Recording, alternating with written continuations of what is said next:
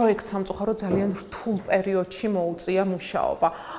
ბევრი ისეთი კანონი იყო მიღებული, რომელმაც გარკვეული ტიპის შეზღუდვები დაუწესა პროექტს. მე ვახსენე, რომ რამდენიმე სერვისი ჩვენ შევქმნით მუნიციპალიტეტებთან თანამშრომლობით. სამწუხაროდ შექმნილმა სიტუაციამ არ მოგცა საშუალება, რომ მუნიციპალიტეტებს დავხმარებოდით უკვე ამ შექმნილი სერვისების განხორციელებას შექმნილი სიტუაციიდან გამომდინარე. ასევე პრობლემა იყო ის, რომ რამდენიმე კანონი რაც მიიღო მთავრობამ, პარტნიორი დაგვაკარგინა. თავიდან პროექტი 4 ორგანიზაციის მიერ ხორციელდებოდა და დღეს მხოლოდ 2 ორგანიზაცია ახორციელებს. დანარჩენი პარტნიორები ლიკვიდაცია გამოაცხადეს, პროექტი დატოვეს და ამანაც რა თქმა უნდა ეფექტი იქონია და თავისი, ასე ვთქვათ, დაღიდა სხვა პროექტს.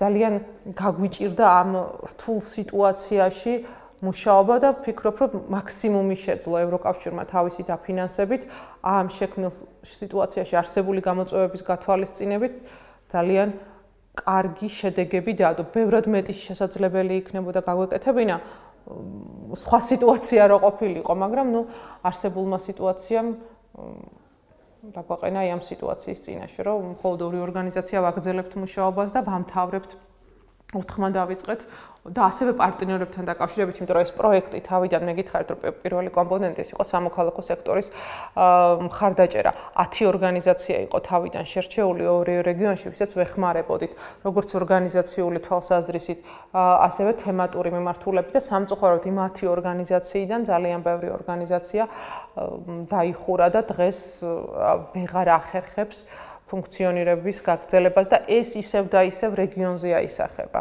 ცუდად ისევ და ისევ მოსახლეობა ვერ შეძლებს იმ სიკეთეების მიღებას, რა სიკეთეების მიღებაც იყო შესაძლებელი სხვადასხვა, არა მარტო ევროკავშირის, სხვადასხვა დონორების მხარდაჭერით სამოქალაქო სექტორის ჩართულებით. ადგილზე სამოქალაქო სექტორის ორგანიზაციები თუ არ იქნებიან, დონორები ისე ვერ შეძლებენ აქტივობების განხორციელებას. ცალკეული ინდივიდები მნიშვნელოვანია, მაგრამ ორგანიზაციული სტრუქტურის არსებობა მნიშვნელოვანია იმისათვის, რომ ეფექტიან და ხანგრძლივადიან შედეგზე გახვიდე.